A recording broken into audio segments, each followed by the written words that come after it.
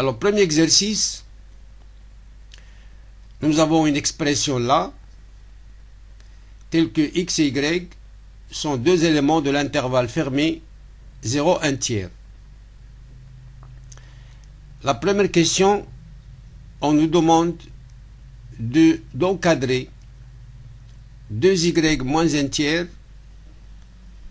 et montrer qu'il est compris entre moins 1 tiers et 1 tiers, et d'encadrer 1 demi moins 3x, de montrer qu'il est compris entre moins 1 demi et 1 demi.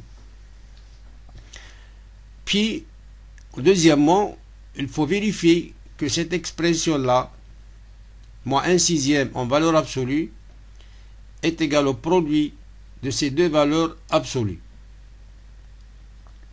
Puis, troisièmement, en déduire que cette expression-là, que cette somme-là, appartient à l'intervalle 0, 1 tiers.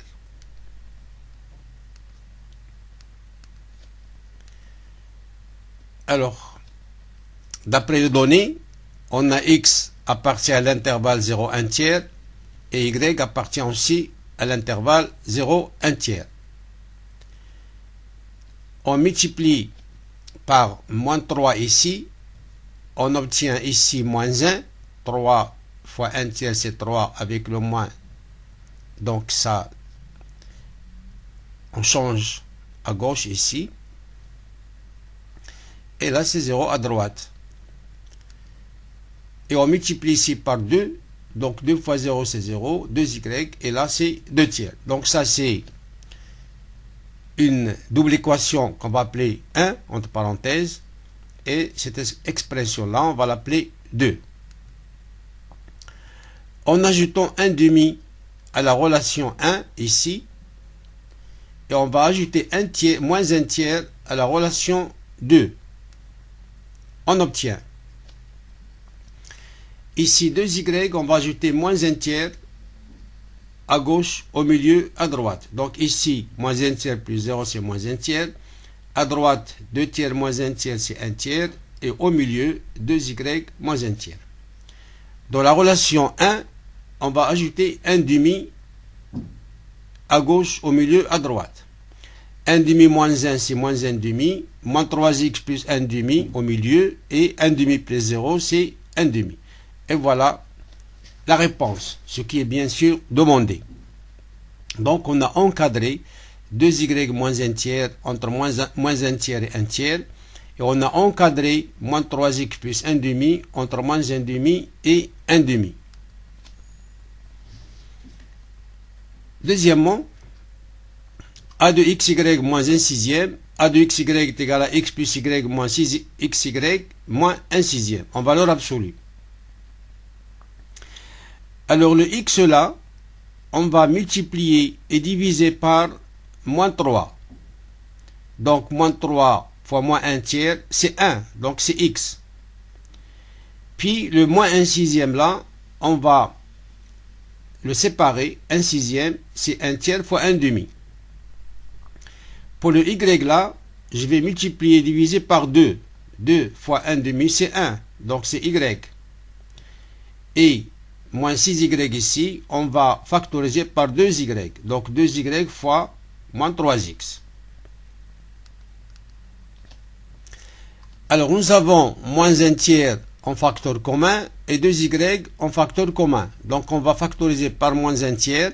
Ça donne moins 3x plus 1 demi. Et 2y facteur de moins 3x plus 1 demi. Ici là, on a obtenu un autre facteur commun qui est moins 3x plus 1 demi. Donc on va factoriser avec. Ça donne valeur absolue de moins 3x plus 1 demi. Facteur de 2y moins 1 tiers. Or, on a 2y moins 1 tiers, nous l'avons déjà fait, compris entre moins 1 tiers et 1 tiers, donc, d'après la propriété de la valeur absolue de 2y moins 1 tiers, ici, est inférieur ou est égal à 1 tiers. On a encadré 1 demi moins 3x entre moins 1 demi et 1 demi, et d'après la propriété de la valeur absolue de 1 demi moins 3x, celui-là, est inférieur ou égal à 1 demi. Et puis on fait le produit de ça avec ça. Ça est inférieur à 1 tiers et ça est inférieur à 1 demi. Donc on va multiplier, lorsqu'on va faire le produit des deux, on va multiplier le 1 tiers avec le 1 demi. Ça donne 1 sixième. Donc cette expression-là qu'on a vue tout à l'heure, a de xy moins 1 sixième, qui est égal à la valeur absolue de moins 3x plus 1 demi fois la valeur absolue de 2y moins 1 tiers, il est strictement inférieur à 1 sixième. Et voilà, valeur absolue de xy moins a de xy moins 1 sixième, qui est égal à ce produit-là, est strictement inférieur à 1 sixième. Donc, valeur absolue de ax y moins 1 sixième est inférieure strictement à 1 sixième. Donc, il est compris entre moins 1 sixième et 1 sixième d'après la propriété de la valeur absolue. Puis, pour se débarrasser de moins 1 sixième, on va ajouter 1 sixième à gauche, au milieu, à droite. 1 sixième moins 1 sixième, c'est 0. Ici, il reste AXY. Et à droite, 1 sixième plus 1 sixième, c'est 2 sixièmes, c'est-à-dire 1 tiers. Donc, A de XY appartient à l'intervalle 0, 1 tiers. Deuxième exercice, nous avons x est compris entre 1 et 2. Et on pose a est égal à x carré moins 3x plus 2. On nous demande de donner un encadrement de a. Celui-là. À partir de cet encadrement-là de x. Deuxièmement, vérifier que a, ça est égal à ça. Donc il suffit de développer ça. Puis donner un autre encadrement de a, de ça. Troisièmement, vérifier qu'on peut écrire a d'une autre façon, cette façon-là. Donc il est écrit a de 3 façons, la première, la deuxième, la troisième. Puis donner un troisième encadrement de a. Finalement, comparer les 3 encadrements.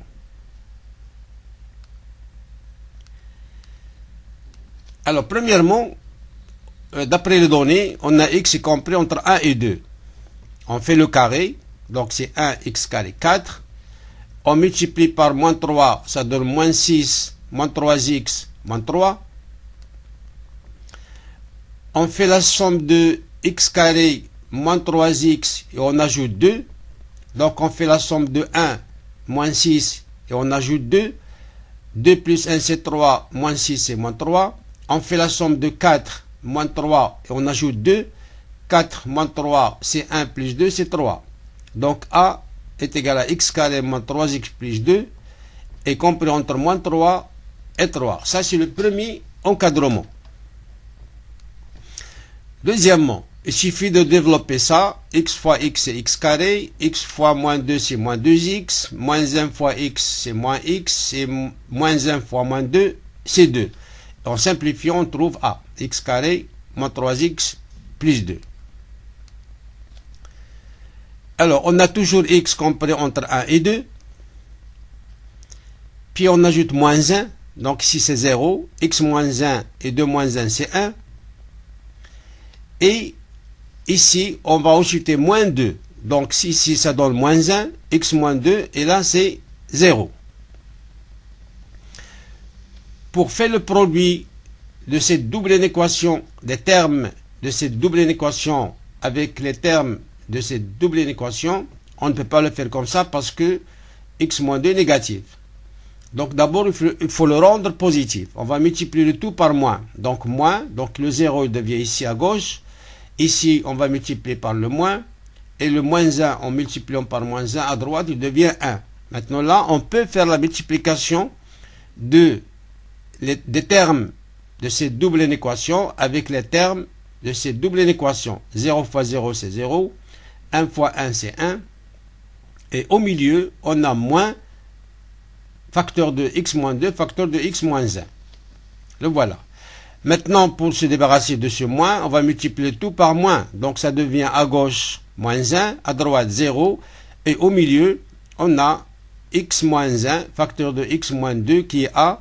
Il est compris entre moins 1 et 0. Et voici le deuxième encadrement de a. Troisièmement, alors on a x moins 3 demi au carré moins 1 quart. On va développer cette identité remarquable.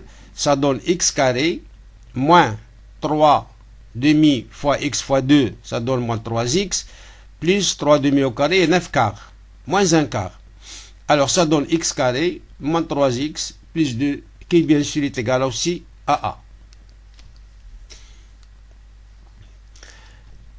Alors on a toujours x est compris entre 1 et 2. On va retrancher cette fois-ci, moins 3 demi à gauche, au milieu, à droite. Ça donne 1 moins 3 demi, c'est moins 1 demi. X moins 3 demi. 2 moins 3 demi, c'est 1 demi.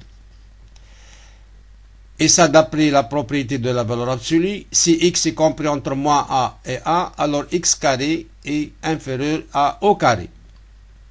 Donc, est positif, bien sûr. Donc, 0, strictement inférieur à x moins 3 demi au carré, strictement inférieur à 1 quart. Et on va ajouter moins 1 quart à gauche, au milieu, à droite. Ici, moins 1 quart. Ici, au milieu, moins 1 quart. Et à droite, 1 quart moins 1 quart, c'est 0. Et ça, c'est a. Donc, a est compris entre moins 1 quart et 0. Et c'est le troisième encadrement de a. On a les encadrements du même nombre a successivement. Le premier entre moins 3 et 3. Le deuxième entre moins 1 et 0. Et le troisième entre moins 1 quart et 0. L'amplitude du premier, c'est 3 moins 3. C'est 6. C'est-à-dire la longueur de l'intervalle où se trouve a, c'est 6. Pour le deuxième, on a 0 moins 1, c'est 1. Donc, la longueur de l'intervalle, c'est 1. Donc, c'est plus petit que le premier. Et celle du troisième, c'est 0 moins 1 quart, c'est 1 quart. Donc, A se trouve dans un intervalle d'amplitude 1 quart. On remarque que le troisième encadrement que la troisième est plus précise que la deuxième, c'est-à-dire l'amplitude, et que la deuxième est plus précise que la première.